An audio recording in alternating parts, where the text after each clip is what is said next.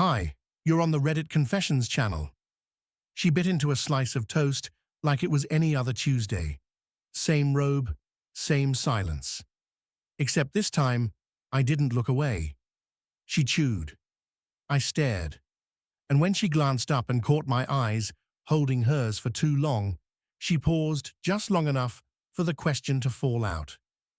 "What's happening?" she asked, like I was the weird one, like I hadn't just spent the last 30 days sitting across from a woman who treated me like wallpaper, like I hadn't been pouring cereal and grief into the same bowl every morning while she walked by with AirPods and apathy. I didn't raise my voice. I didn't blink. I didn't even breathe deeply. I just said, "I'm waiting for the divorce papers." The silence that followed was different. Not empty, loaded. She didn't cry. She didn't argue. Her jaw just stopped. Michu. And I swear, the clock in the kitchen got louder. Here's the part I never told anyone. I wasn't bluffing. The night before, I'd printed the paperwork. Not filed, just printed. They sat in the bottom drawer, under old manuals and receipts I used to think mattered. And all I had to do was sign. But I hadn't yet. Not because I was hoping she'd come back to me, but because I wanted her to ask. Ask me why I was done.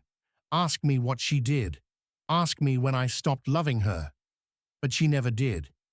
Instead, she scrolled. She went for drinks. She smiled at texts that weren't mine. She laughed in rooms I wasn't invited into anymore.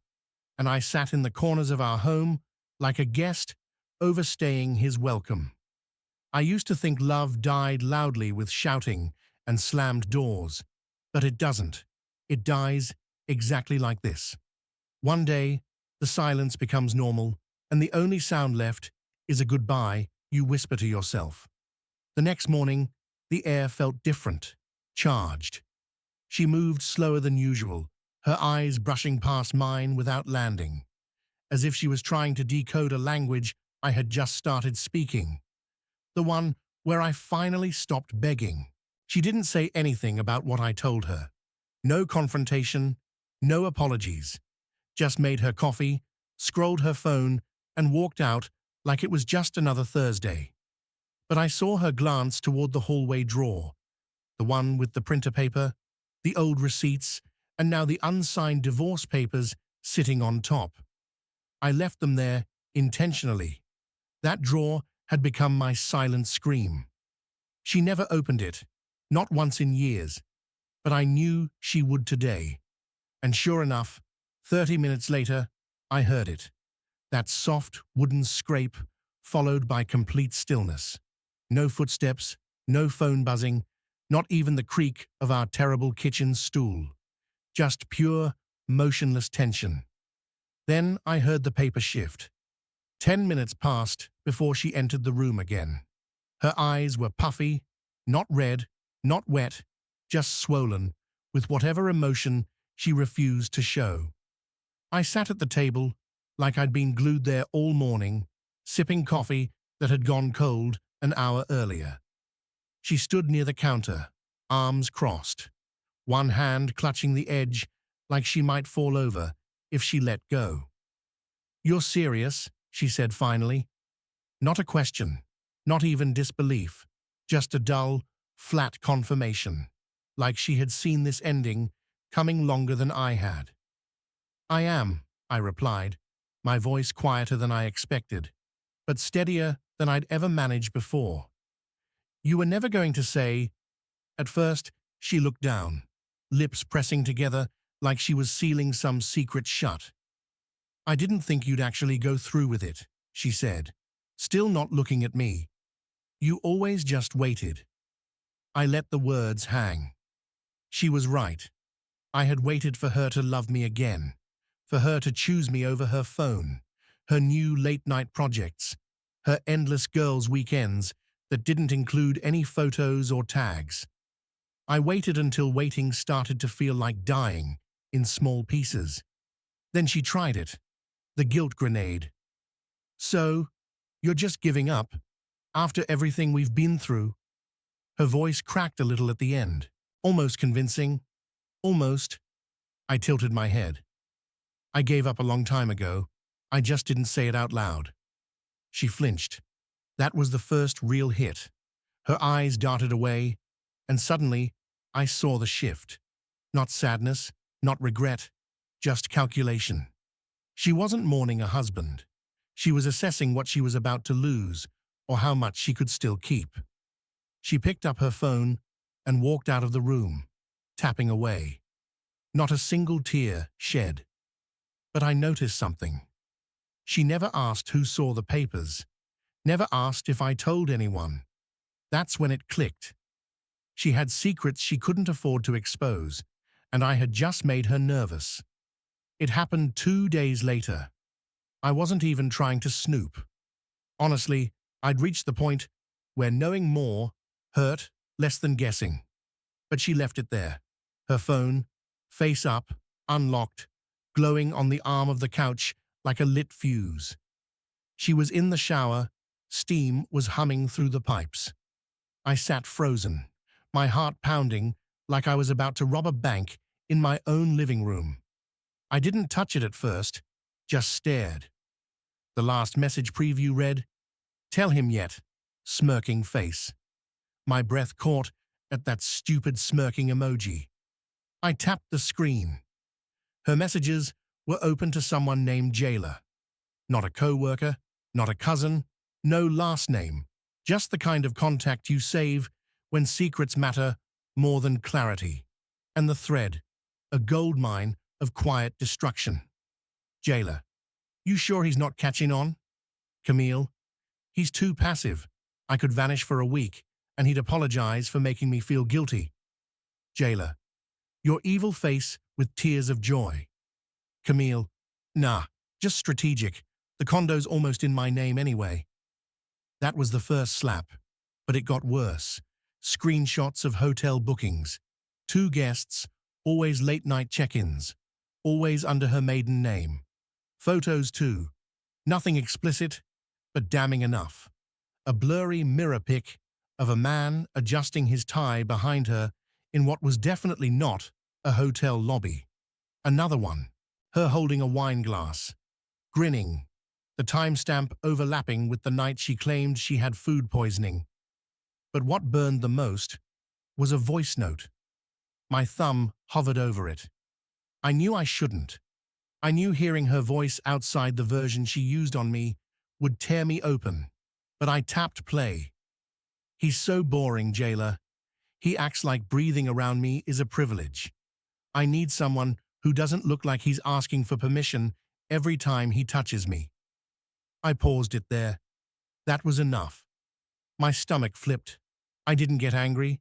I didn't scream. I didn't cry. I laughed quietly, bitterly. The kind of laugh that only comes from realizing you've been the punchline of a private joke for years. She came out of the shower, towel around her shoulders, saw me sitting there, not with the phone, but holding the divorce papers in one hand and a pen in the other. I didn't even need to say it. Her eyes flicked to the couch. She knew. I saw the twitch in her jaw, the calculations spinning behind her eyes again. Fight, flight, or fake tears. She chose the third. But I held up my hand before she could speak. Save it, I said. You've already said enough. She looked at the papers, then back at me. Her face softened, not with guilt, but with strategy. We can still fix this if we, Camille. The only thing broken was my ability to see you for who you really are. And with that, I signed the bottom of the last page.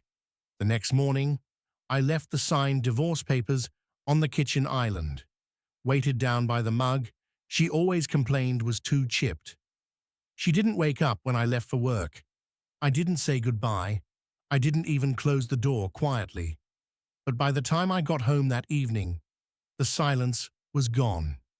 She was sitting at the table waiting, papers untouched, pen beside them like a trap. Her makeup was perfect, her hair down, dressed like she hadn't spent the last month treating me like I didn't exist. The moment I stepped through the door, she smiled. Not warmly, not sadly, strategically. "We should talk," she said gently, like she hadn't humiliated me in her own messages, like I hadn't heard her voice say she was embarrassed to be touched by me, like she still thought she had cards left to play. "I don't want to talk," I said, setting my bag down. "I already signed. You don't even need to respond. Just let it happen." She tilted her head, and then came the worst part. She laughed, quiet, low, calculated, not because anything was funny, but because I still hadn't understood how little I meant in her version of this story. "You think you can just walk away now?" she said, standing slowly. "After everything we built." "Built?" I echoed.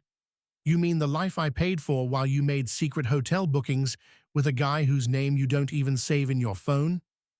She didn't deny it. She didn't even blink. She just shrugged, like I had finally said something mildly interesting. "I got bored," she said simply. "I thought you knew." That sentence cut deeper than any affair. Bored? I wasn't even worth disliking. I was just boring to her. Background noise. But then she changed tactics. "I'll tell you what," she said, stepping closer, lowering her voice. "Let's just call this a rough patch. We can figure it out. You don't need to file anything. I'll even put your name back on the condo." I froze. That was the first time she admitted what she had done. She had taken me off the documents months ago. I didn't even know until I accidentally saw an email with the updated ownership. She had erased me from our future, just like she'd been erasing me from our present. "I don't care about the condo," I said flatly. She blinked. "Then what do you want?" And I told her, "I want a life where I'm not constantly being tolerated." She crossed her arms, scoffing. "So what? You're suddenly the strong one. You're going to start over now. Please, you can't even stand up for yourself in an argument." I walked right past her, picked up the papers, and dropped them into her hands. "I don't need to win an argument," I said. "I already won the moment I stopped trying to make you love me." She didn't follow me, not that night, not the next day, but I knew something was coming. Camille was many things, but predictable wasn't one of them. She wouldn't let go that easily, not because she loved me, but because losing meant someone else saw her as beatable. And Camille didn't like losing. It was the kind of knock that doesn't wait. Sharp, 3 quick hits, confident, not desperate. For a moment, I thought it was her. Camille coming back to scream, or plead, or throw some new insult my way, wrapped in a fake apology. But when I opened the door, it wasn't her standing there. It was a man, mid-30s, neat beard, button-down shirt, holding a set of car keys in one hand and something else in the other. An envelope. "You, Luther?" he asked. I nodded slowly. "I think we need to talk." He just handed me the envelope. I didn't take it at first. I looked him over, trying to figure out if this was the guy, the one from the photos, the one from the hotel bookings, the one she chose over me. But something was off. He didn't look smug. He looked tired. And not the kind of tired that comes from a long drive. The kind that comes from carrying a secret too long. "I'm not here to cause trouble," he said quickly. "I didn't even know about you until last week." That was enough for me to grab the envelope. I stepped back and let him in, though every nerve in my body screamed not to. He sat on the edge of the couch, like it might bite him. I opened the envelope. Inside were copies, screenshots, emails, a printout of a bank transfer, and at the top, Camille's name, not mine. She had opened a second account, a private one. She had been siphoning money from our joint funds, little amounts weekly, just under the radar. It added up to over $11,000. She said it was for a down payment on a place for us. The man said, I didn't know she was married. I swear, man, I would have never. I held up a hand. I didn't care about his innocence. I didn't care about his guilt. What mattered was the clarity. Finally, something that wasn't silence or manipulation, just cold, raw truth. She told me her ex was abusive, he added. Said you were controlling, that you'd kicked her out, and she had nothing. That made me laugh out loud. Not because it was funny, but because it was almost poetic. She didn't just lie. She reinvented me into a monster so she could play the savior. While I was cooking her dinner and folding her laundry, she was out spinning stories that painted me as the villain in a drama I never auditioned for. I asked him the only question I could still stomach. Why are you telling me this now? He looked me dead in the eye and said, because she did the same thing to my friend 2 years ago. Different name, different story, same pattern, and I should have known better. I stood in that living room with the envelope in one hand and a tidal wave of exhaustion in the other. Not just tired of her, tired of all the versions of myself I tried to be for her. The patient one, the understanding one, the spineless one. I thanked him and closed the door. He didn't ask for anything in return. Didn't ask me to expose her. He'd done his part. Camille came home late that night. No apology, no comment, just a cold glance and a tossed jacket. But I saw the flicker of unease in her eyes when she noticed the envelope sitting on the counter. She didn't touch it, but I could tell. She knew her time was running out. The next morning, Camille acted like the envelope didn't exist. It sat right there on the counter, between the salt shaker and the bananas, like a ticking bomb no one dared to acknowledge. She walked past it twice, once humming, once pretending to be distracted by her phone, but I saw her glance at it, saw the flicker of fear behind her casual performance. I didn't say a word. I just made coffee, sat down, and let the silence work for me this time. That's when the shift began. She started being nice, not fake nice. Camille was too smart for that. She was calculated, subtle, a soft touch on the shoulder, a smile that didn't reach her eyes, a comment about how quiet mornings feel kind of peaceful, right? As if the month of silence hadn't been her Cold War campaign against me. By lunchtime, she upped the effort.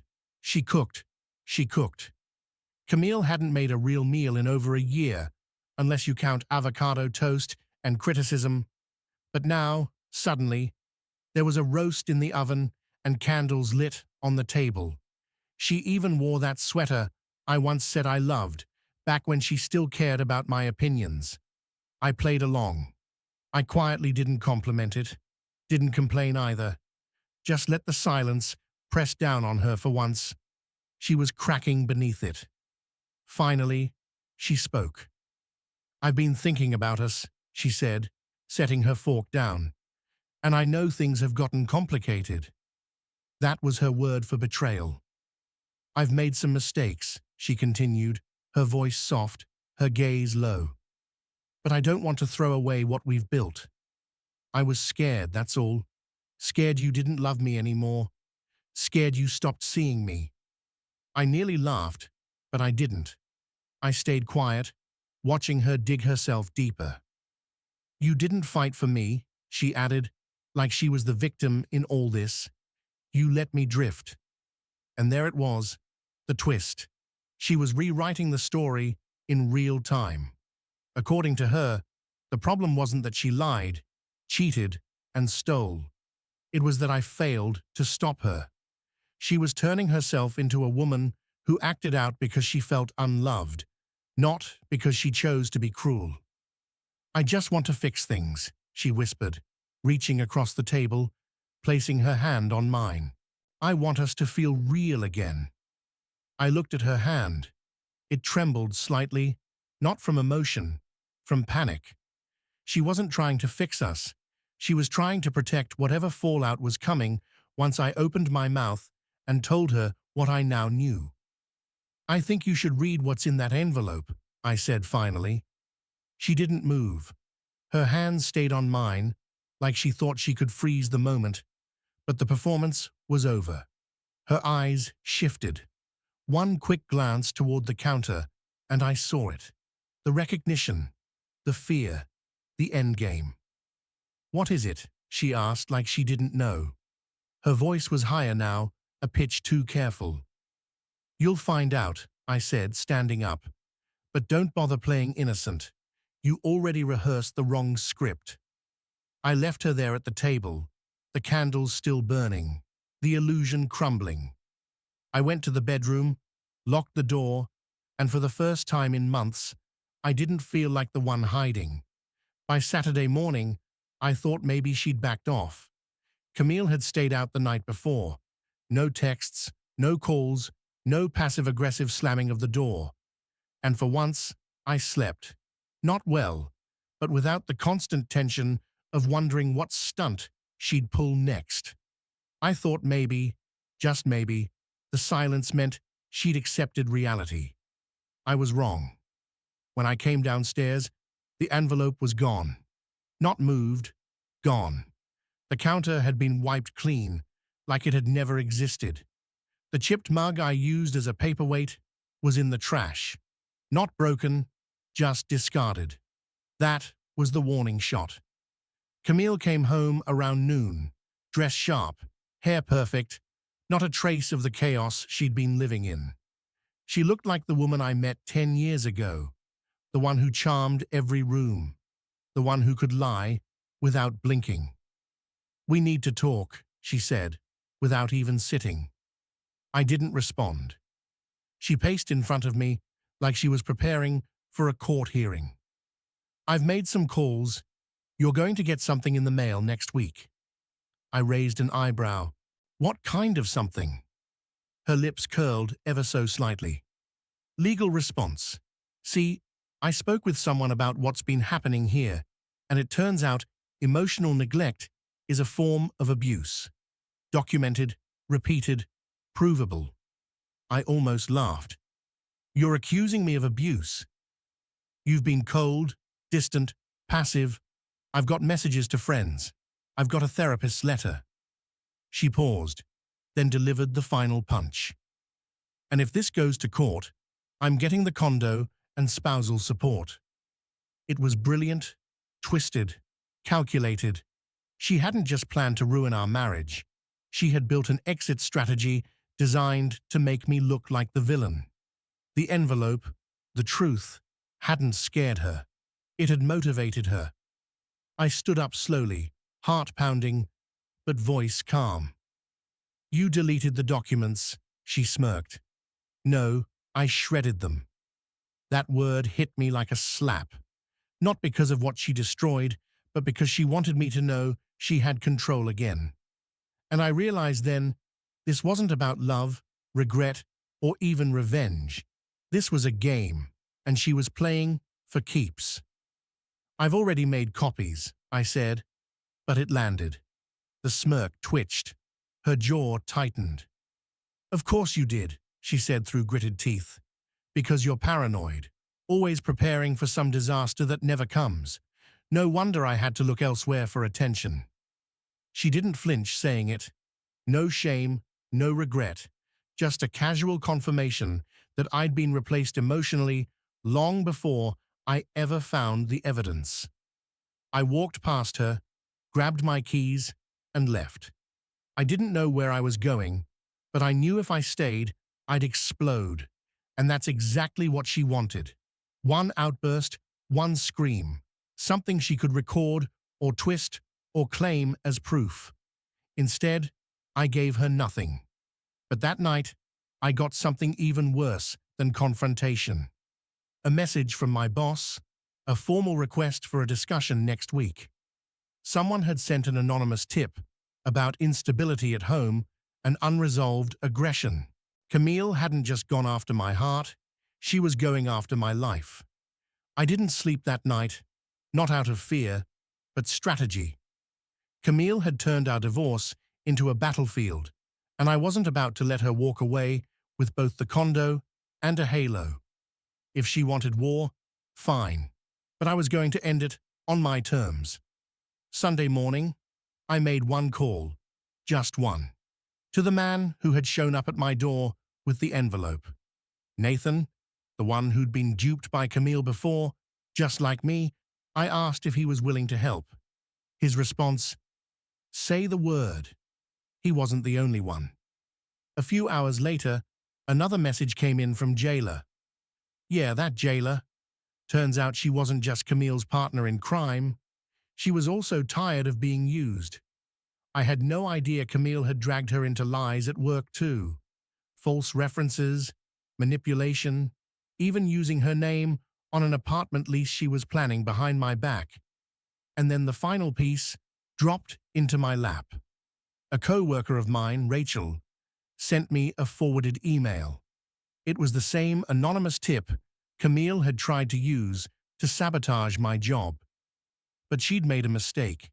She'd sent it from a burner Gmail account that she had once used to sign up for a couple's retreat. Same name, same recovery email, amateur hour. I printed everything, laid it out, labeled it. I even included the old bank statements, the messages she never deleted from her cloud backup, and the screenshots Jayla gave me. I wasn't planning to destroy her. I was planning to finish this. Monday morning, I dropped it all off at my lawyer's office. By noon, Camille got served. I wish I could say she screamed or cried or begged, but no, she didn't say a word. She just stared at the envelope in her hand the same way she used to look at me, like it was something boring. But now, that look couldn't hurt me. The next few weeks moved fast. Once her lies were exposed, especially the anonymous tip to my employer, her leverage crumbled. I kept the condo, no spousal support, and I didn't even have to fight for it. She backed down when she realized the truth wasn't just going to cost her the game, it was going to cost her everything. As for me, I started fresh. A smaller place, quiet, my own. I got promoted. Turns out integrity still matters to some people. Cook for one now. I leave the drawer open sometimes just to remind myself that nothing stays hidden forever. And for once, the silence around me isn't heavy. It's peaceful. This time, I'm not waiting for the papers. I'm building something better. That's the end of the story. But tell me which moment shocked you the most. Was it the envelope, the fake abuse claim, the anonymous tip? Drop your thoughts in the comments. We read every single one. And if you've ever been pushed to the edge only to come back stronger, you're not alone. You're watching Reddit Confessions. Hit subscribe for more real stories that prove the truth always comes out.